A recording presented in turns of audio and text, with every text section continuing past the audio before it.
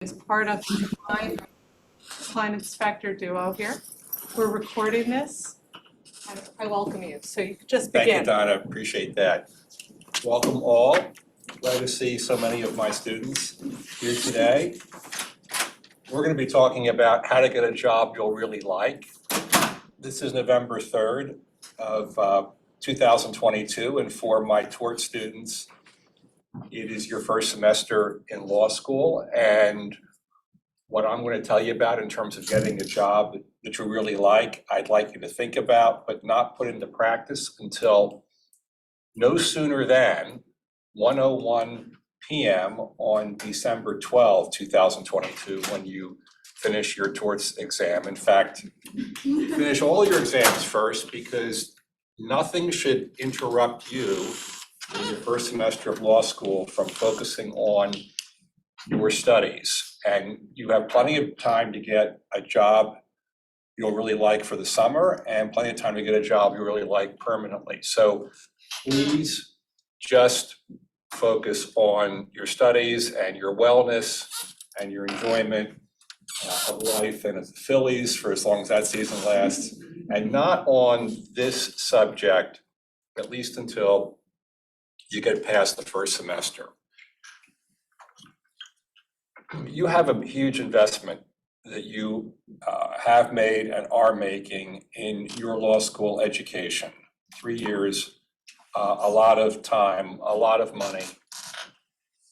And it is, or should be at least, an irreducible minimum for you to end up in a job that you will really like. Your professional satisfaction should be paramount to you. It should be at least as important as any course that you take at this law school. You should put as much into it as you would any course you take at this law school, including my course, for example, although again, later, not now. Because it would be a tragedy of very substantial proportion if you ended up with this enormous investment of time and money, unhappy with your professional life. And regrettably, so many lawyers are unhappy with their professional life, and it is entirely avoidable. So I'd like to spend this hour together, less because I'll leave time for questions, giving you some practical tools for being able to obtain a job you'll really like. And it begins with understanding what you and your colleagues are likely to find professionally satisfying.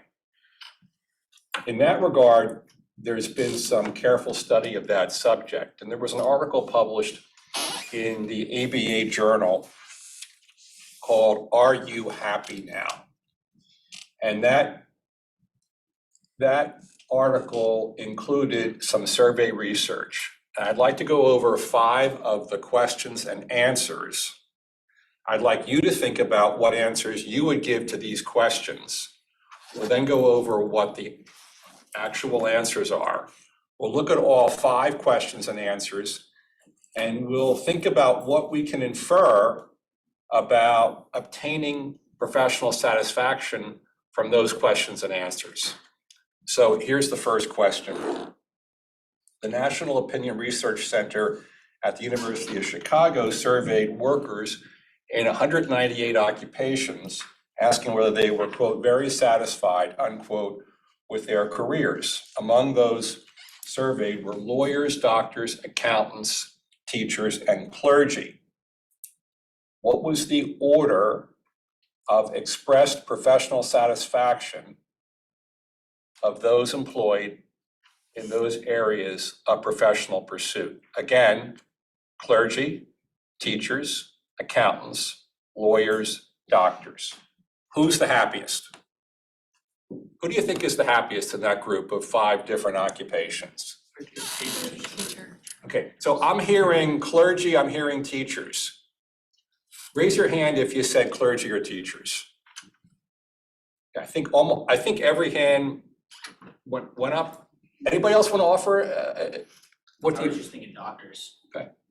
So, so, uh, so those who raised their hands for clergy and teachers, which was all but one, are correct, because number one is clergy, number two is teachers, number three is physicians.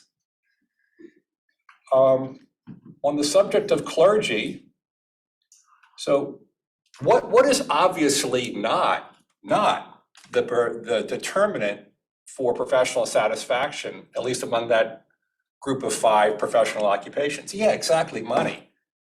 Money is not the determinant. Of the 5, obviously, clergy and teachers earn the least, the other 3 earn the most. What do you think it is about the clergy or about teaching that makes people professionally satisfied? Thoughts? What do you think, Rita? Meaningful work. Meaningful. Serving people. What's that? Meaningful work, serving people. Serving people. Yeah, I think that's the correct answer. It is the human interchange. Clergy work with people directly. Teachers work with people directly. Hey, I'm a teacher. I love teaching. Maybe some of you have been teachers, and you know that the big thing about it is you get to work with people directly, and they appreciate it.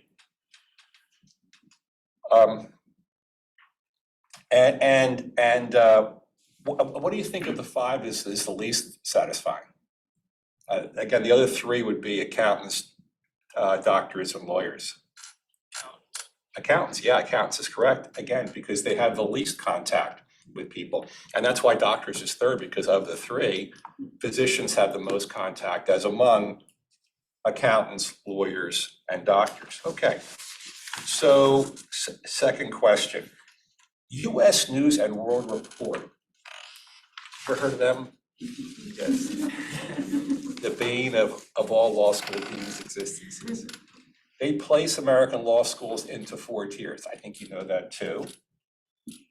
And lawyers who report the highest levels of career satisfaction are graduates of law schools ranked in which of the 4 tiers?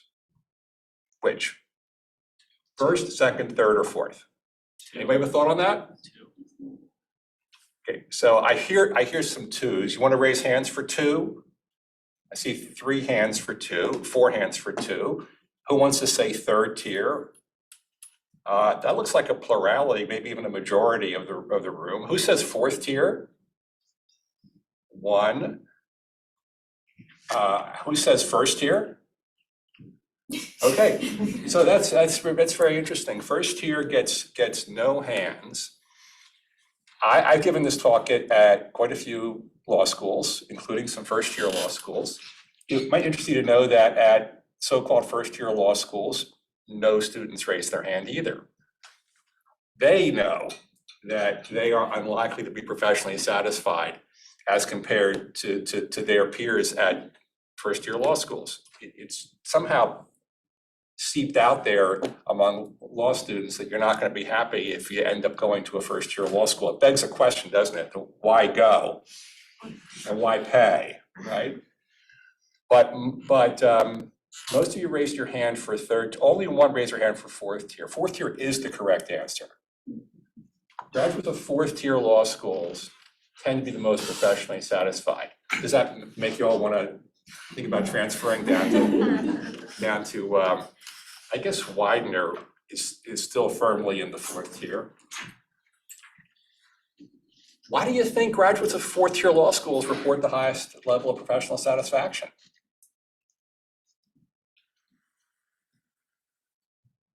Read it again. Maybe they place more of an emphasis on the community than the competition. They place more of an emphasis on community than competition. Marco, what are you thinking? I was gonna kind of say something similar. I was more so thinking of expectations. I think of an expectation as a 4th-tier law or 4th-tier school applying for a job where it's a competitive field where you're getting 2nd, 3rd, 1st tier, potentially applying that, hey, I don't know if I'll get this, but I'm gonna apply for the things that I more so like, and so they'll go into a field where they have more of a passion, and money isn't necessarily, I guess I shouldn't say necessarily a factor, but I think it could, like, I don't see a fourth tier applying for a high corporate job where you get someone from first tiers potentially applying, you kind of automatically count yourself out of the race, so you apply to something more towards your liking. I think both of these answers are correct. I see a bunch of hands. We'll do a lightning round. AJ? Just to kind of play off of what Marco was saying, that like even if what you want is like big law or whatever, if you're coming from a lesser ranked school, then you really have to want it, so your like passion is behind it in a different way than somebody who might be graduating from Harvard. Yeah. Yeah. Thank you, AJ. Andrew? Kind of same thing, but I think it's probably stress of both like the expectations and once they actually get in these prestigious positions, it's just really stressful. Yeah, the comments over there largely covered my point, where I think there might not be as much overlap between how much passion you genuinely have for a cause and how much you want to help people, and like the desire for prestige and money. Yeah. Lulu? I think there's a different level of gratitude, in the sense that they hold a lot of space in the fact that they worked hard to get there, and even though it might be a fourth tier, coming out of that, having any sort of job, working towards, being a lawyer, they establish self-gratitude and gratitude for their job. Yeah, but let's thank you, Lulu, but let's distinguish between your expectation as you're getting the job. And I hear the comments about how, well, you may have a lower expectation getting the job, but the people who are being surveyed are not the ones who are just getting the job. It's folks who are actually in the workforce. The folks who are in the workforce who come from fourth tier firms report the highest level of professional satisfaction. I would expect that the quote expectation unquote, that would wash out pretty quickly. Either you're happy in the job or you're not, and that goes to whether the job is good for that person, not what their expectation was coming out of law school. Right?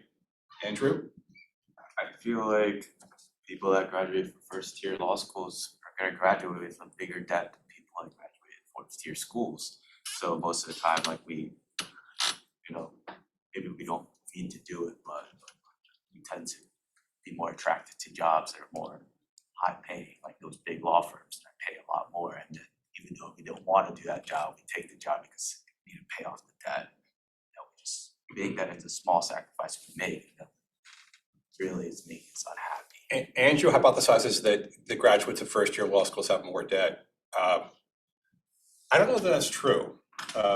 Maybe Donna knows, but I don't know that that's true. I think what's happened is that a lot of these first year law schools have a lot of scholarship money, and they're not throwing out need-based scholarships anymore. They're throwing out merit-based scholarships because they're trying to raise their U.S. News ranking within their sector of first year law schools. And a lot of the so-called fourth year law schools don't have any or much money to throw out, and tuition is still very substantial because you got to pay professors, except a couple of professors.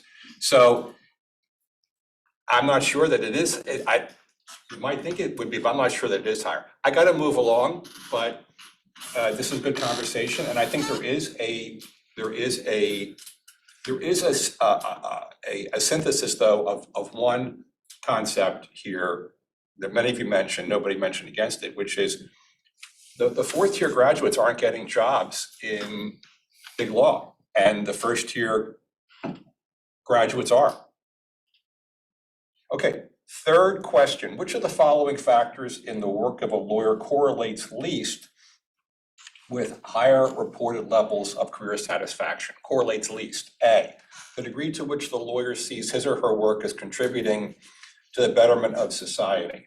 The latitude the lawyer has to make key decisions about the shape of work product and services. C, the amount of creative challenge his or her work affords.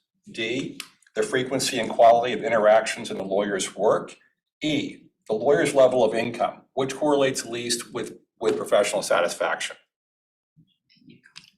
Thoughts? Income is correct. It correlates least. Right? Less than the extent to which a lawyer sees her work is contributing to the betterment of society, less than the latitude the lawyer has to make key decisions about the shape of work product and service, less than the amount of creative challenge his or her work affords, less than the frequency and quality of interactions in the lawyer's work. By the way, going back to the last question about first tier, second tier, third tier, fourth tier, as the first year law school graduates, first year, only 27% of grads from top 10 law schools say they are very satisfied with their career choices. Only 27%. I would expect the graduates of this law school report a higher level of professional satisfaction. Certainly, I hope so. Okay, fourth question. Which order of types of law practice corresponds to how satisfied lawyers in each practice type say they are with their careers? So we have three choices. Big firm, small and solo practice, that's one together. Small and solo practice is one. And then the third area would be public sector work. So public sector work, small and solo, private firm practice, and big firm practice. So let's start off with least satisfying. According to the survey research, least satisfying. Which group? Big firm, correct. And then as between public sector and small versus solo practice on the private side. Thoughts? Happy or unhappier? Happy. Other thoughts? Small. Small private versus public sector. So it's close, but the public sector work tends to report a higher degree of professional satisfaction. Okay, and then within that data, on the big firm data, 44% of big firm lawyers report they are satisfied with their career choice. And let's just be very careful with that data point. 44% of big firm lawyers report they are satisfied with their career choice. Remember, that's of those who are still in big firm practice. Doesn't count the ones who have left big firm practice, who presumably weren't that satisfied with it or they would have stayed. And that's 44% report they are satisfied. That's not very satisfied. That's satisfied. Okay. And then one more data point, 80% of lawyers who enter big firm practice leave within 6 years. So those of you who may be risk adverse, which probably characterizes 90% of law students, risk adversity, especially if they have significant loans. One way to look at risk is your chances of being happy. And if your chances of being unhappy are sufficiently high that 80% are going to leave, that suggests a certain risk unto itself, doesn't it? Maybe you can be the 1 in 5 who beats the odds, but that's what it would take to stay in a big firm past 6 years. You'd have to be in the 1 of 5 who would be sufficiently satisfied with the work to stay. And again, thinking about risk, that's another conceptualization of risk, isn't it? Risk doesn't limit itself to income. It also involves questions such as satisfaction. Okay, last question. What aspect of the actual practice of law most disappoints lawyers when compared to their expectations at the start of their careers? So this is a very difficult question conceptually. I'm asking you now to say to yourself, what do you think lawyers think down the road, like when they're my age, about what there's been in their practice that most disappointed them compared to what they thought it would be when they were your age? With me? And you're being asked to project forward like that for yourself and for your peers. So here are the choices. 1, their level of financial remuneration. In other words, they thought they would make more than they did and they're disappointed by that. 2, the intellectual challenge of their job. In other words, they thought the job would be more interesting intellectually than it really was. 3, their ability to contribute to the public good. They thought they would be able to do so and were disappointed that they couldn't or didn't do much of it. And 4th, the quality of their relationships with their colleagues. They thought they would have good collegial relations and they didn't end up in that kind of situation. So which aspect of the actual practice of law most disappoints lawyers compared with their expectations at the start of their careers? Money, intellectual challenge, public good contribution, quality of relationships. Which one? Andrew? I would guess public good. Public good is correct. Public good is correct. People end up, a lot of them, disappointed in how much they've been able to contribute to the public good compared to what they thought. In fact, only 16% had their expectations met in that regard. That's kind of grim, isn't it? That's kind of grim. That only 16% of practitioners had their expectations met in terms of being able to contribute to the public good. Okay, what are the unifying characteristics that come out of those questions and answers? It seems to me they are that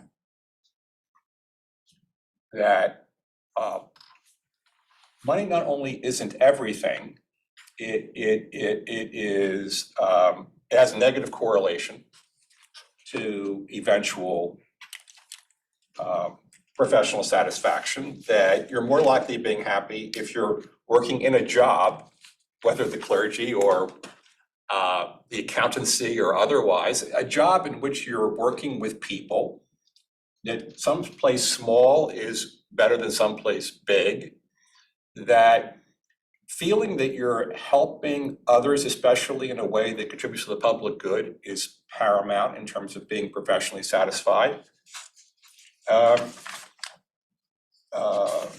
That going to a fancy law school doesn't matter in terms of whether you're going to be happy when you get out. In fact, again, it correlates negatively. That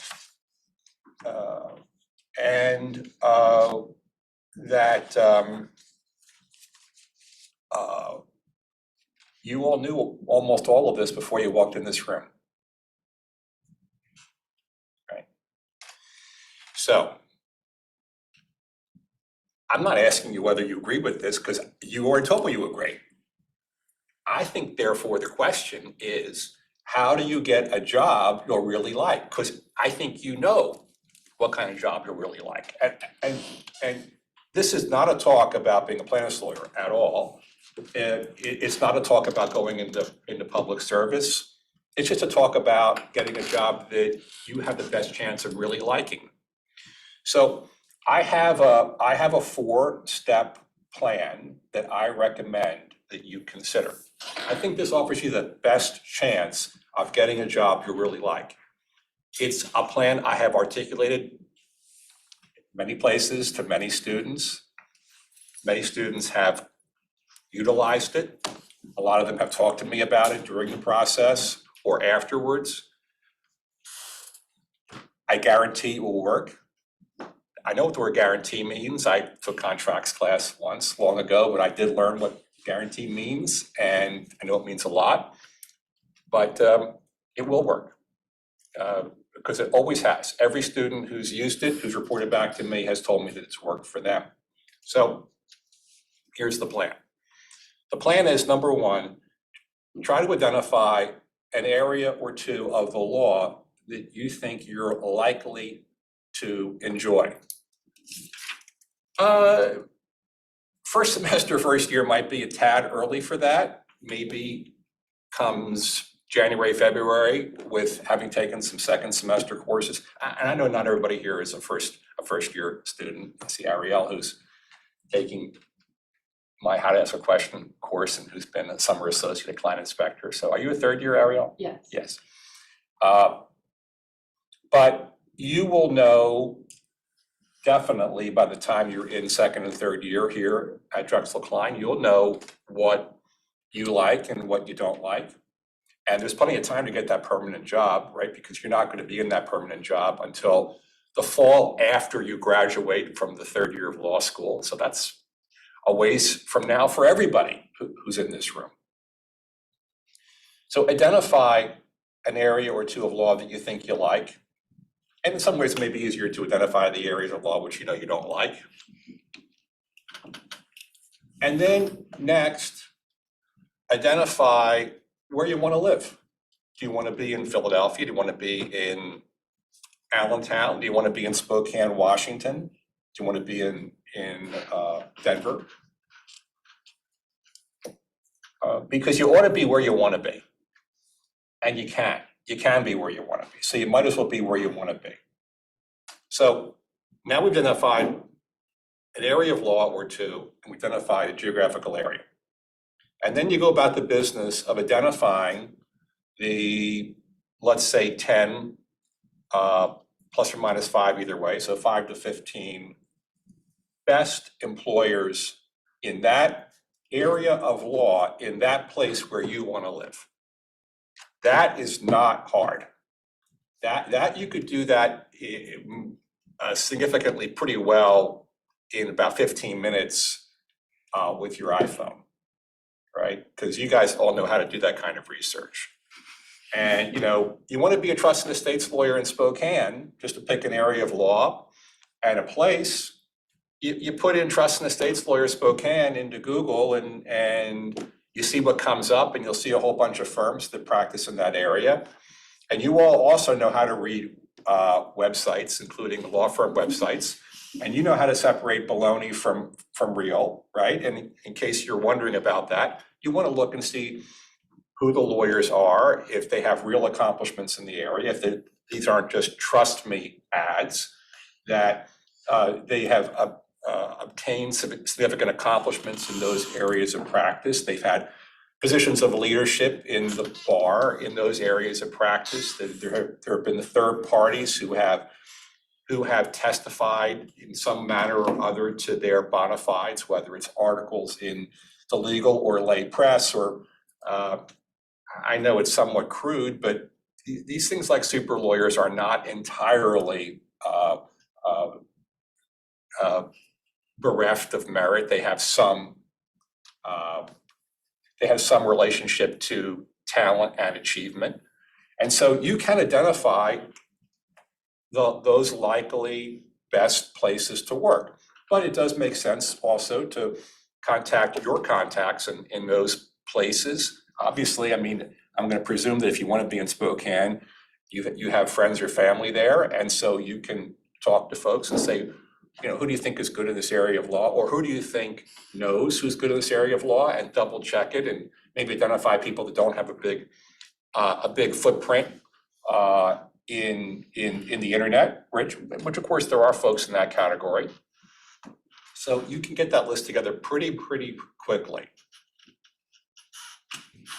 And then I suggest that you write a letter, you notice I said a letter, not an email, to those potential employers in those places. That the letter be very specific as to the employer, that you identify in the letter aspects of that place, their job, their accomplishments, their interests that interest you, that it must be sincere, that you establish a connection in the letter as to why you want to be there in Spokane or at that firm, or both. In other words, that the letter be tailored to the potential employer, that it be on stationery, that it be signed by you in ink, that it be mailed, that you can certainly send a duplicate by email. And I say that because, first of all, we don't get any letters these days. Lawyers don't get letters. We used to, but we don't get letters anymore. We don't get mail anymore. We get flyers, advertisements, some catalogs and the like, and we get sometimes some legal periodicals. We don't get real letters from real people. We have an inbox still, and most of us have legal assistants, so stuff gets opened and gets put in there and we read it. So if we get a letter from a person, we read it, because it's just such a rare event. On the other hand, a lot of us don't open emails from people we don't know, and sometimes the spam filter catches stuff anyway. So there's a real problem in getting heard by someone through email if they don't know who you are and they haven't whitelisted your address and the like. So by sending it by both email and US mail, it is going to land. And what happens also, fact of life, is since lawyers don't get letters from law students asking for a job or asking for an informational interview. And by the way, I'm suggesting to you that the letter need not ask for a job. It can ask for 15 minutes of your time to discuss the practice of trust and estates in Spokane. And you ask to do it by Zoom or by FaceTime, so you don't need to get on a plane to go to Spokane for that purpose. And you will get responses. People will be, a lot of them, thrilled to get a letter from a law student. Many lawyers treasure the concept of being a mentor toward a law student. It means something significant. They'll admire your initiative in sending the letter.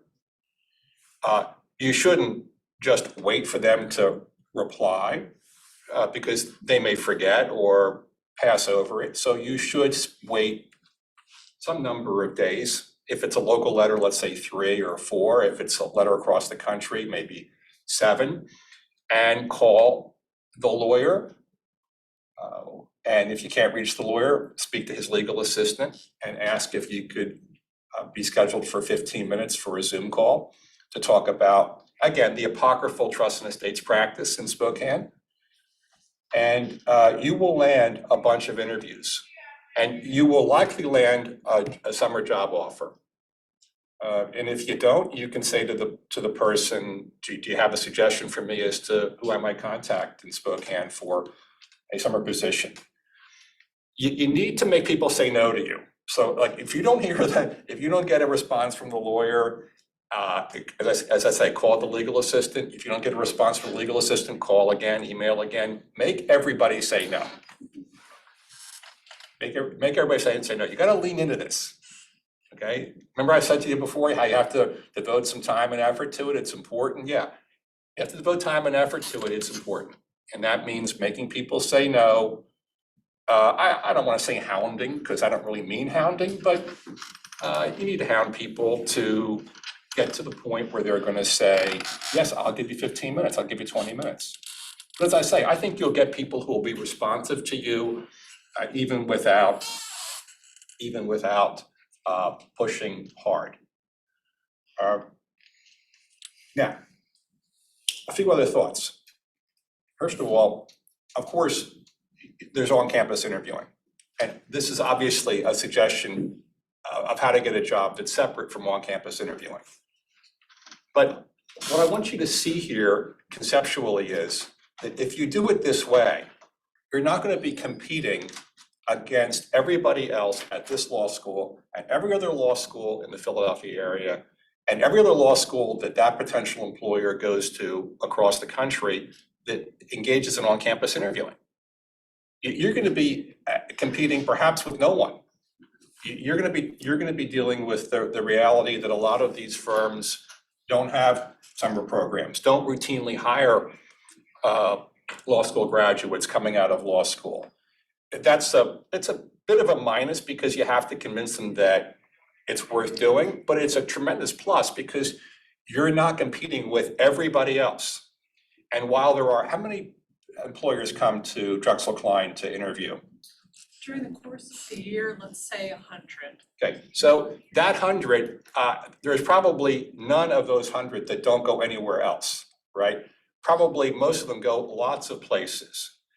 And the 100 that come to Drexel Klein to interview in the course of the year, they represent way less than 1% of the potential American legal employers. So if you are limiting yourself to those who come here, you are crossing off 99% plus of the American legal employers. Why would you do that?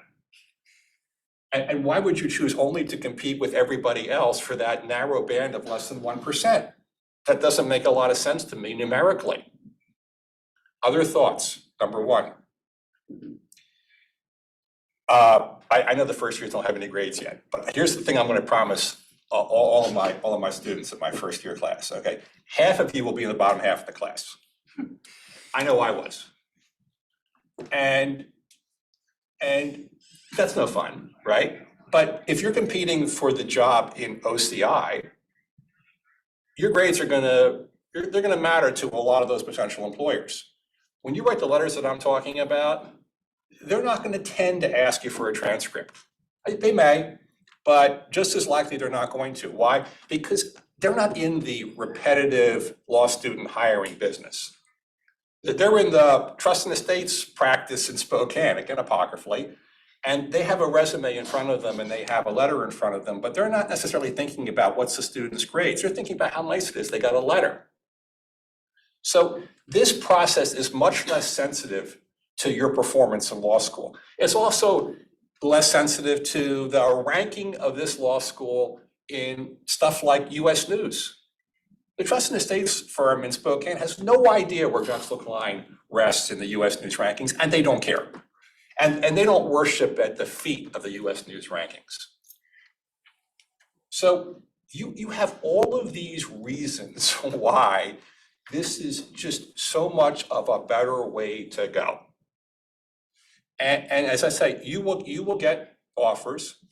The summer job offers will be definitely way less money per week than the silly money that big firms pay for the Faustian bargain of ending up there. You know, you get $4,000 a week for sure. They're gonna pay you also for sure, but it won't be $4,000 a week. And if they like you, they're likely to offer you a permanent job. I would also suggest to you that it would be wise to consider splitting your summer. The firm doesn't need 12 or 14 weeks to decide whether to offer you a permanent position. You don't need 12 weeks to decide whether you like the firm well enough to work there. You'll know pretty quickly whether you like the place and like the work.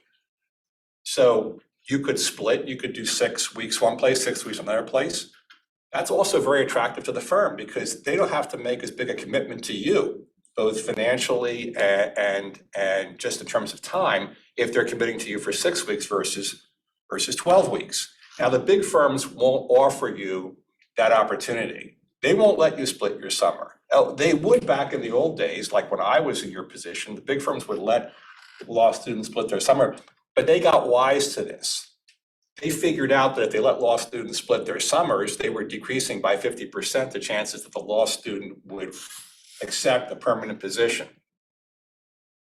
So they'll only take you for the summer if you'll work there for what they consider to be the summer. That, however, still provides you with the shoulders on both sides of that summer job. Probably 3 weeks on the front end, 3 weeks on the back end. And you should think about using those 3 weeks to get a job as well. Lots of law firms will have you in for 3 weeks. 3 weeks is long enough for you to get a very good sense of the firm, particularly if you combine it with the clerkship during the school year that follows. That 3 weeks is enough time for the for the law firm to get a sense of you as a potential permanent employee. So even if you end up with a summer job that is, quote, the summer, you can get a second job. And you should definitely consider doing that. Why? Hey, you don't have 40 summers to decide where you're going to work. You've got 2. You need to make the most of those 2 summers. If you could have 3 or 4 vocational experiences in those 2 summers, you're going to end up having a lot more information and others about you than if you just simply limit yourself to two positions. And you can get 2 summer jobs. You can get one and then another. You can get 6 and 6 in terms of weeks. You can get 12 and 3. You can get 10 and 3. It's all doable, but you have to work at it. You have to really do it. You know what's kind of interesting about this? I don't know if any of you focused on this. Outside of the law school environment, this is the way everybody gets a job, right? I mean, it's fantastic that Donna and her crew are here to help you, and they do a fantastic job. Fantastic.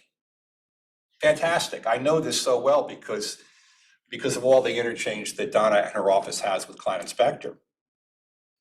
But it's a luxury that you have a career services office. It's a luxury that you have Donna Gerson and her crew. If for some reason the career services office at Drexel Klein were no more as of, 1 PM today, you'd have to do exactly what I'm describing to you. You wouldn't have that choice. That's the way everybody else in America gets a job. They get it through searching and looking. They don't have employers come into their living room looking to hire them. So I'm not suggesting anything radical to you. Actually, I'm suggesting to you that you follow the ordinary course of business that everybody else follows in getting a job. And it'll work. You may have a lousy summer experience someplace. Okay, that's fine. You can have a lousy summer experience through OCI too. But you're gonna end up in a place where you're gonna have real contact with real people. You're likely to end up getting a job in smaller places if you follow this. And also, Donna, I meant to ask you this earlier. How many trust and estates firms from Spokane come here for OCI? Zero. Zero. Right, and put aside trust and estates in Spokane. How many Spokane firms? Zero. How many Washington State firms? Zero. How many firms that do trust and estates work that practice anywhere in America come here? One, right, one. Okay, so do you see the point? If you want to do trust and estates work, you can't get your job through OCI unless you happen to get hired by the one firm that comes here and does it, in which case you're competing against everybody else at the law school for that position and everybody else in every other law school where that firm goes. And if you have segmented yourself in your mind to a couple of areas of practice, we could have the same conversation, couldn't we, about other areas of legal specialization, couldn't we? So it's a good way to go. Now, there's a bunch of things here I'll just mention and I'll take some questions. When you go to the websites with these firms, it won't be immediately apparent to you probably who to write to. Maybe call and ask that question. As a default, you could send a letter to the person that appears to be the managing partner of the firm. It's better to have, though, the correct name of the person to write to. But the kinds of firms we're talking about don't have elaborate hiring practices. So you're going to need to kind of wind your way through it and be resourceful in those regards. Donna asked me to mention about how to apply for a job, for example, in the wrongful injury space in Philadelphia. And she knows, of course, that's an area in which I practice. You utilize the same tools I've just described to you. You do your research. You would write your letters. Again, you might want to be in Allentown and do, let's say, wrongful injury work. Again, you could find the best firm to do that kind of work in Allentown or Wilmington or Harrisburg or Trenton. I'm just looking, north, south, west, and east when I talk about those four places.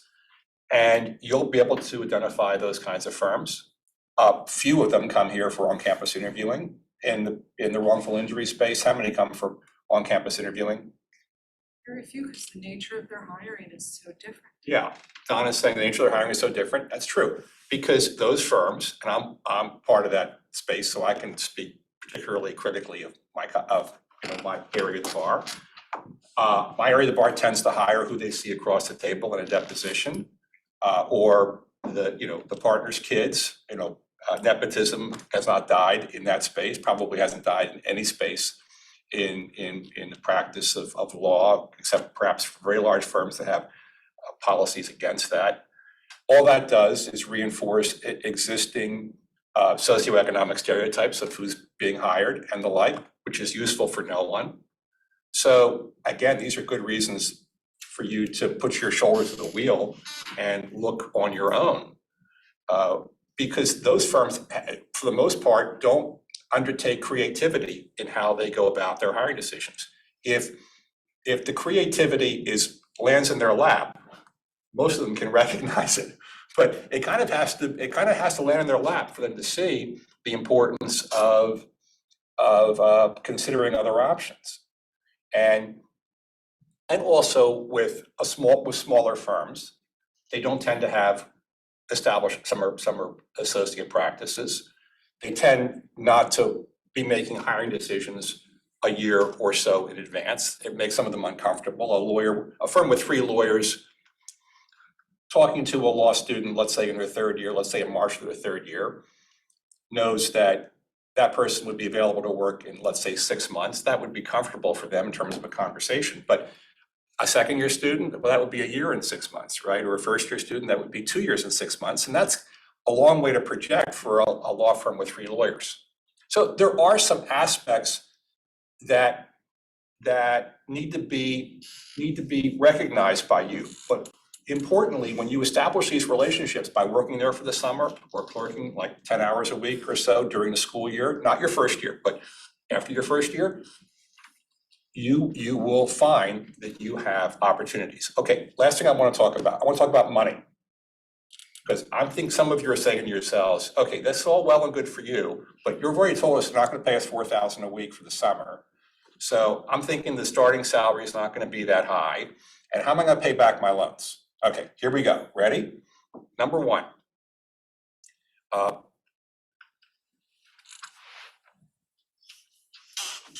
When you get an offer and it's insufficient, you'll tell the firm, if you follow my advice, that you can't work for that salary, that you have loans. You'll tell them how much you have in loans. No problem telling them that.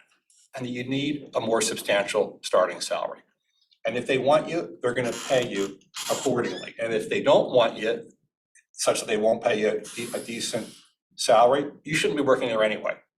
So that's a pretty brief conversation. It will likely be resolved to the good for you if you work there, because they'll see how valuable you are and they'll want to bring you in. Number 2, if you're not working in New York or in Washington, D.C. or Chicago or Los Angeles or San Francisco, if you're working in a place where the cost of living is reasonable, and in some ways Philadelphia is more reasonable, certainly the cost of housing is reasonable compared to other big cities in the United States, you don't need to make the $210,000 or $190,000 or whatever the crazy number is that big law firms are paying 1st-year associates.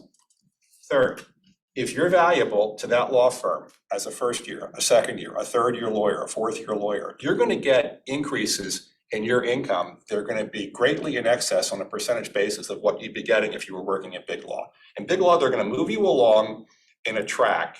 You know, yes, it's going to be a very wow starting salary, but those yearly incremental raises, you're going to be in a class of 40 1st-year lawyers or 30 1st-year lawyers. They can't push you, they cannot overly reward the really valuable 1st-year lawyer, because politically it's impossible. They have a class of 30 or 40 1st-year lawyers. That's before they start to attrit because they don't like it and they go someplace else. In that smaller place, you are going to be learning quickly many more transferable and marketable skills than you would if you were working in a big firm, where the work is very, very stratified, where you are the 8th person on a 7-person project. You're going to be the 2nd person on a 2-person project in the smaller firms. You will learn the important skills you need to practice law successfully much more rapidly in those places. If you're not happy there, for whatever reason, you're going to be able to leave and go across town to a different firm in the same area of practice, because you will have developed those transferable and marketable skills. Or you'll be able to walk out the door and start your own practice. And one thing that happens today, more so than ever before in my lifetime, is younger lawyers can start their practices much more cheaply than they could before, because you have so many avenues of communication about who you are and what your skills are through social media and otherwise. So, and remote work and space sharing work and the like. Young lawyers don't need to erect around them the hoo-ha that we used to think we had to erect as lawyers. So by going in this direction, the direction of the survey research, the direction of the area of practice you want to be in, and you're going to tend to thrive, aren't you, in an area that you want to be in, you will end up having all kinds of options very quickly as to where else you might work. You may rise within that firm, you may end up starting your own firm, you may go to a peer firm, you may end up working for one of your clients, because one of the things that happens when you're in that kind of a practice is you get to know your clients. Unlike, for example, in a 2,000 lawyer firm where you're just never going to know your clients. So if you work in a 10 or 20 lawyer firm and you're working, let's say, doing corporate work for a small or mid-sized corporation, they may offer you a job and coming in there as in-house counsel. Just as an example, which would be so hard for you to be offered that if you're working in a 2,000 lawyer firm and you never have any client contact at all. So that's kind of the short course on it. It'll work. I'm available to you to talk about these things. And I think that it's an undertaking well worth trying. Questions? Do you have any advice Really? for 1Ls refining our areas of interest?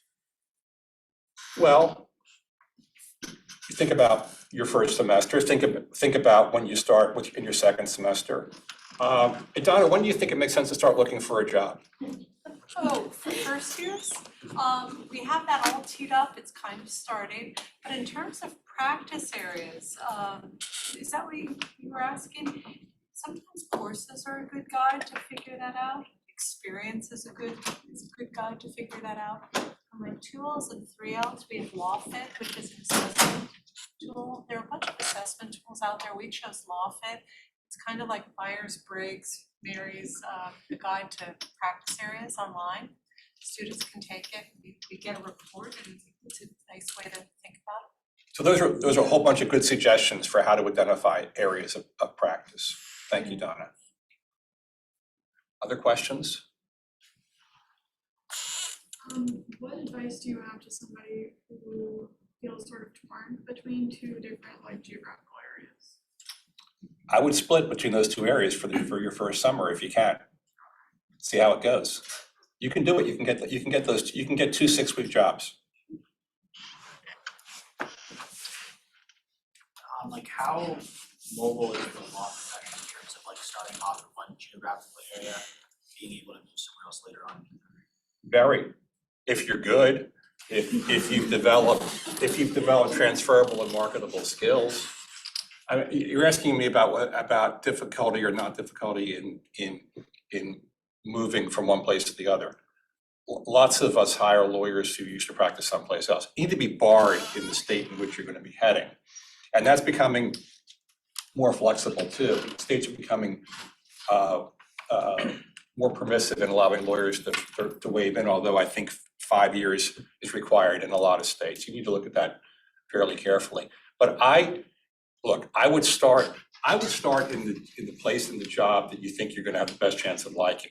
Well, one of the things that really bothers me is when I hear law students say, I know I'm not going to like this job, but I'll just stay for a couple of years and I'll go do something that I like. And I say to them, well, why would you just decide in advance you're not going to like the job that you're going to be taking? Why not like the first job you take? And so if you're saying to me, I'm concerned about where to go and where to end up, go someplace you think you're going to like. Other questions, Ariel? For 2Ls and 3Ls, I guess, do you still suggest writing a letter to a law firm that you've already worked at in the past? Sure. Yes, absolutely. Make everybody say no to you. Jahan? So I think I want to do something in public interest. I at least want to start out as a public defender. You do? I would like to start out and see how it goes. That'd be so fantastic. There's no greater preparation for so many things you could do in the practice of law than being a public defender. Yeah. Because you'll be in court right away trying cases, developing the transferable and marketable skill of how to try a case. And if you're willing to try a case and able to try a case in this country, you will never be hungry. So if you go to work as a public defender, you will guarantee yourself that you will have a place to go. If you don't want to stay there, you'll have a place to go and practice. Private sector, the DA's office, I'm sorry, go No, ahead, it's okay. Jahan. I'm glad that you said that because I've spoken to a couple of people. My brother is a lawyer. He just graduated, that's so. But sorry, no offense to him. My point is, I keep hearing people say like, oh, Jahan, like you're an emotional person, you'll get wrapped up, or like, you know, it might be a little bit real stressful for you. Like, is that something that like to what extent should I be taking into consideration? Like, that's what I wanna do, but then I'm thinking, like, is that healthy or is that emotionally the right place? Or like, I think I can handle it, like I'm pretty strong, but I'm just trying to figure out like to what extent I should try to be balancing like what I know I wanna do versus if it's going to be healthy. Yeah, Jahan, work there for the summer or half a summer and see how you feel about the work and about the clients and about the outcomes of the cases and whether you get yourself too wrapped up in it or whether you can have the appropriate guardrails between yourself and your professional life. There's no way to have a thought experiment on this. You have to do it. You'll do it and then you'll know. For me, for example, you know, I'm in the wrongful injury area of practice. I can't handle the child sexual assault cases. I just can't do it, right? Took me a very short period of time to learn that. So I don't do that work. Everything else I can do. You'll have the same thing for yourselves. You'll know what you can handle and what you can't handle. Okay, it's 1 o'clock. Thank you so much. I'm available to you.